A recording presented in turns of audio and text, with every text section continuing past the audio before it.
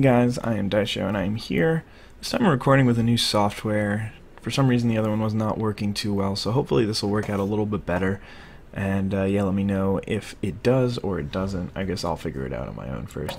But yeah, it was really unfortunate because the game that I just played, my old recording software just locked it at 5 frames per second and it was just brutal to watch.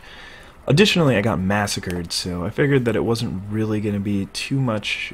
You wouldn't miss it too much. I was playing against a hunter, and he just curved out. He was on the play, and he played a 2-drop into a 3-drop into an eagle horn bow, and then like a 4-drop and a 5-drop, and then a 6-drop. So there was really nothing I could do. I had a decent hand myself. It actually was not that bad, but it just was not good enough to get me back into it. I think I want to keep the Warsong Commander. It's really tough to tell because that guy's really good in like the mid game. He's not very good on turn 3. But he's really good on like turn 6 or 7. So maybe I should have mulliganed it, now that I think about it. But yeah, there's a good chance I just skip this Novice Engineer on my curve. We'll see. If my opponent doesn't do anything this turn, then I'm just going to coin out a Warsong Commander, because then I can just drop a Razorfen Hunter or an Emperor Cobra. Yeah, I'm definitely just going to play this Warsong Commander. There's a chance that it gets Wolf Ridered or Frostbolted or something like that. But honestly, if it gets Frostbolted, I'm not too upset about it, because that means that my opponent isn't adding anything to the board, and I can still take control of the board with an Emperor Cobra. But yeah, this is looking pretty solid for me right here. Alright, there's a Frostbolt, and again, it's really not a big deal. I think I'm just going to play a Razorfen Hunter here, actually. Because, again, it'll leave my opponent with the decision of, does he want to spend his turn 4 to just ping my boar, and if he does do that, then he can... Alright, so he chose not to do that, and that's perfectly okay with me. And I think that my option here is pretty clear as well. I'm just going to train my Razorfen Hunter and 1 charge on the weapon to get rid of his Shogun Yeti, and now, again, I still have control of the board. I had to lose a little bit of life in the process, but not such a big deal. And I have a stacked hand, kind of. I mean, I have a lot of stuff to do. Alright, there's a Spiteful Smith, so I can't quite take that out here. And because I can't, I'm probably just going to ignore it for now. Yeah, I'm just going to play a Silverhand Knight. Generally, it's a lot better to play the bigger thing that you have as opposed to the 2 smaller things. I could have played the Novice Engineer to try and find an answer for this, but there's not really much in my deck that would help in this spot. Alright, so the reason why it's better to play a big thing is because in the future, if I draw a 4-drop, then I can play 4-drop plus a Novice Engineer, and you know, that kind of thing generally works out well. Alright, so I'm gonna take another 4 damage from that. Unfortunately, Reckless Rocketeer cannot quite even trade with his 5-drop, and I have to take damage in the process, but at least I get the board clear, and I have the opportunity to play Gorehowl and Wargolem this turn. Not really sure what my opponent's gonna do. He probably, yeah, I was about to say, he probably wants to play 5-drop and ping this. So I have a couple options here. Could just play Gorehowl and hit this. Or I could play a Rothy Weaponsmith, armor up, and I'm still hitting it. I think it's better to just play the Gorehowl, get that on the table, and now in the future, every turn for the rest of the game, try and armor up. Because again, you really don't want to get too low against a mage. Mage is one of those classes that can really punish you for being below like 15-20 life if they've got a couple of fireballs or some haste guys and fireball and stuff like that. It could get really, really dicey very quickly. Hopefully this Gorehowl will help out in terms of winning this game. Right. This is actually a pretty interesting option. If he pings this, then it's going to be... Okay, he's going to ping me. Alright, so I can either take an extra damage and keep this guy around, and I think that's what I'm going to do, because he's going to have to use the ping to kill this, which will save me the damage overall, except he has to spend 2 extra mana to do so.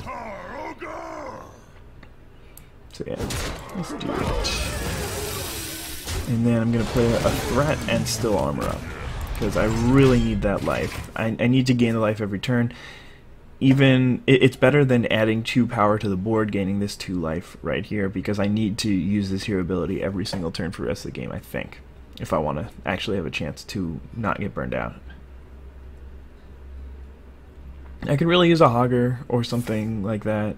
Oh god, him drawing cards is really bad for me. I don't know how many fireballs he's got in his deck, but the fact that he's getting closer to casting more of them is bad for me. So looks like he's got a polymorph or a fireball or something. Oh, Cone of Cold. That's not so bad for me.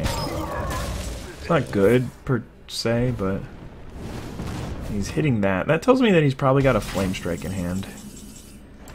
So I'm gonna go ahead and play this War Golem and armor up. And the reason why I say that is because now my Boulder Fist Ogre is in range of getting Flame Strike plus pinged. And yeah, I can't really see any other reason why he would ping that. I mean, I guess he could have a Frostbolt in hand. Just gonna polymorph the bigger threat. It's interesting that he had that polymorph last turn and he chose not to play it. Alright, so right here it's pretty clear, I think, that I just want to take this thing out and go upstairs with the commando. But actually, I think I'm gonna Novice Engineer first, because I want to see what I can draw. Hopefully I can draw something that won't die to Flame Strike. Well, it doesn't really die to Flame Strike. So yeah, I'm going upstairs with this thing, because I want to get as much damage through, and this thing doesn't really deal damage to players anyway, so it's not too much of a loss. I will armor up, and then I'll play a Loot Hoarder as well as an Amani Berserker, because the Flame Strike that he... Or do I want to even play this? Yeah, I think I do. Yeah, the Flame Strike that he's got in hand is only going to really 2-for-1 me. These two both draw cards, and I want to make sure that he does cast it this turn, because he might not have to cast it if I don't play out that Berserker.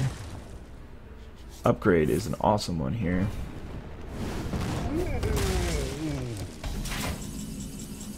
Chill and Yeti is also a really good draw.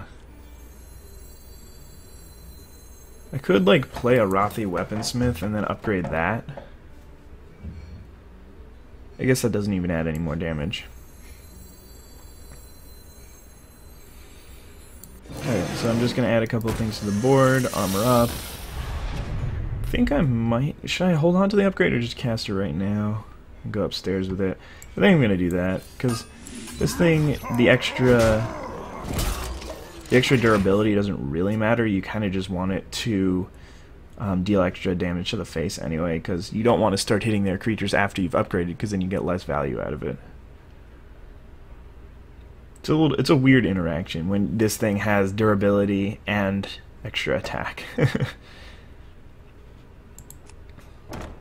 What to do? What to do? So my opponent still has a whole bunch of cards in hand. It's not surprising that he's still going to have answers, but I also still have ways to deal some damage to my opponent as well. Alright, so let's see what we can do here. Direwolf Alpha. So I think what I'm going to do is I'm just going to cleave. Am I even going to cleave? Is that really make sense? Probably not. Yeah, it probably does. Yeah, I'm going to cleave. And then hit this thing. I'm going to freeze because of it. That's alright. I'll just play this guy, because again, my opponent still has 3 cards in hand. I don't want to get destroyed by Flame Strike or something of the sort. Blizzard, Flame Strike, you know, that kind of thing. He's already played 2 sweepers. My opponent actually has shown me a pretty stacked deck, but I think mine has been pretty good at combating it. And Gore Howl is just an insane card in general. Alright, he's just gonna do that. Harvest Golem. Yeah, this isn't good. Slam. Alright, let's do it. Dark Iron Dwarf. It's not a bad draw. I might just go upstairs here. My opponent's at a really low life total. I can still take some damage. I'm gonna armor up this turn as well. So yeah, this should work.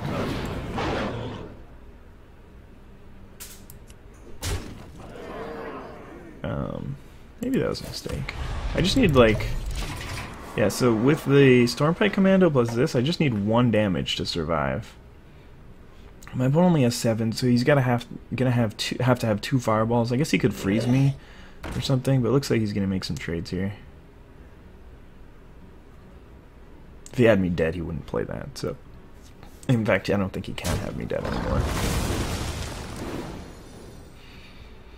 So yeah, as long as one of my creatures survives, I should be able to finish him off with that damage. Still has 2 cards and 7 crystals, so he easily could have a removal spell, but it sort of seems like he doesn't. Not really sure what the cards he's holding are. There's a Core Hound. So yeah, I mean, my opponent got off to an early start, but I managed to stabilize and get the final damage. Dude, Gorehowl is a really powerful card. So since this is the first time that I'm recording with the software, I'm going to stop it after this game. I'll probably attach another game to it, but I want to make sure that it worked before I record a long session. So thank you guys for watching, and I'll see you soon.